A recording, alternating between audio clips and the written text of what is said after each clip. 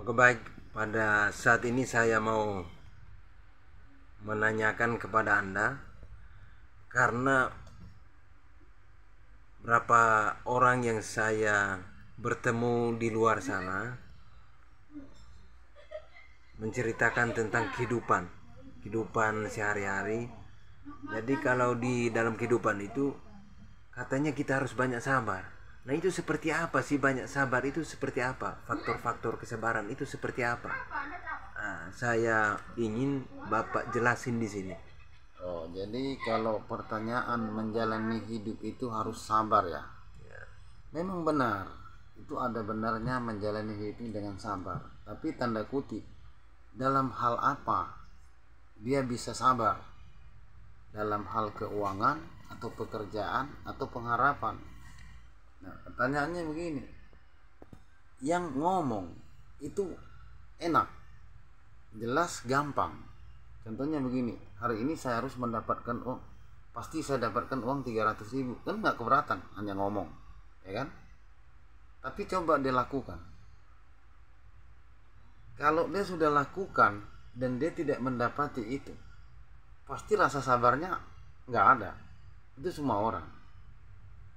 Kalau dikatakan tabah, ya tabah kan artinya tidak memaksa, lalu ya artinya berguyur, berjalannya waktu bisa mencapai tujuan. Nah pertanyaan begini, kalau kamu tidak bisa mencapai tujuan, contohnya tahun depan saya harus membeli sepeda, tapi kalau tahun depan nggak tercapai, apakah dia bisa sabar?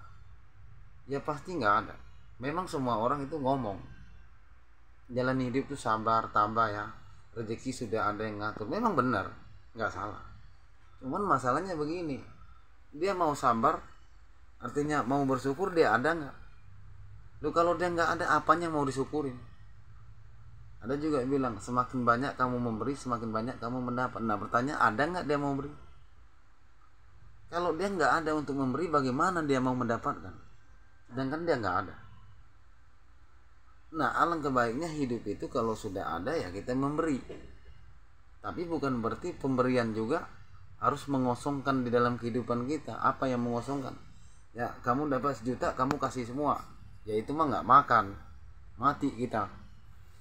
Ya itu aja sih. Kalau saya rasa memang semua orang tuh gampang banget kalau untuk ngomong sabar ya pak, nanti juga pada tepat waktunya pasti bapak temukan yang lebih baik. Kan banyak begitu ya. Iya Pak. Banyak yang lebih baik. Nah pertanyaannya begini, yang mau mengasih kamu lebih baik siapa? Oke lah, kamu berusaha bekerja, yang mau memberi kamu lebih baik itu siapa? Pasti kan kembalinya bilang yang di atas mengerti pak. Ya memang karena dia menciptakan manusia kok. Kenapa dia nggak ngerti?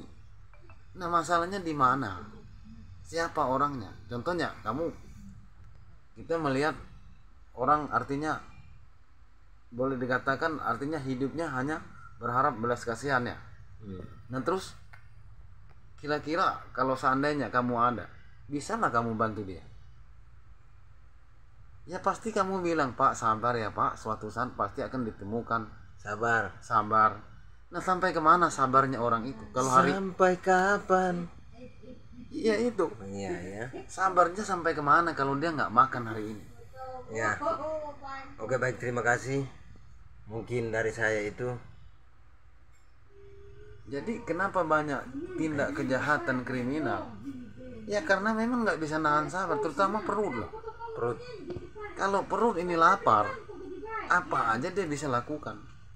Jangan pun nyolong, membunuh pun dia mau karena perut. Tapi banyak orang nggak ngerti dalam kata sabar itu dalam hal apa. Kalau seandainya kita mau berantem, boleh kita bilang sabar. Kenapa? Sabar dulu, langkahnya orang ini kemana? Kalau orang sudah melepasin tendangan, Ya kalau orang sudah lepasin tendangan, yang mau sabar siapa? Ya kena gua juga gebukin. Kalau gua udah kena tendangan, apanya yang mau disabar? dalam kehidupan juga begitu ya Pak? Dalam kehidupan juga sama seperti itu pak. Jadi ya itulah namanya orang. Sekarang lu bisa ngomong, lu sabar ya, besok pagi lu kerja dah, lu pasti dapat duit. Ya memang pasti dapat, namanya lu kerja. Tapi berapa duitnya? Cukup nggak untuk ngidupin istri anak lu? Iya. Cukup nggak lu bayar kontrakan? Nah terus kalau dia hanya dapat, ya memang dapat, namanya kata kerja. Biasanya kata kerja kan, kalau kerja pasti mendapatkan hasil. Hasilnya itu seperti apa?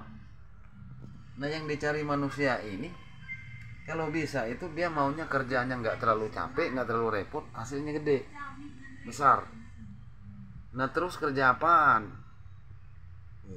Nah itu sudah beralih, artinya nafsu. Makanya tadi saya pernah bilang, kalau orang sering ngomong di jalan kan, sabar ya pak. Makanya saya bilang di dunia ini kan hanya 3. Yang paling besar di dunia apa? Nafsu. Yang paling susah berbuat baik. Yang paling gampang berbuat dosa. Kenapa bilang begitu? Kita benci aja sama orang udah dosa, apalagi kamu nyakiti. Nah bagaimana kalau dia bilang, pak sabar ya, nah sedangkan bapak lapar, padahal dia banyak banget nasinya, tapi nggak ditawar, pak mari pak makan. Sabar ya pak, padahal udah tahu lu lapar. Ya nggak ada yang sabar, itu hanya bahasa, ngomongnya enak gampang, sabar itu aja.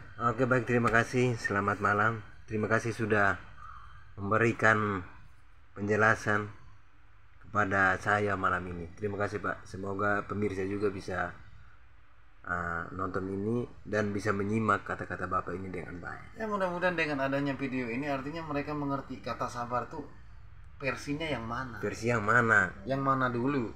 Kalau orang udah mau mati dibilang sabar ya. Ya kalau lu udah digebukin sabarnya yang sama mati. Ya janganlah. Iya. Oke, terima kasih Pak. Oke, siap.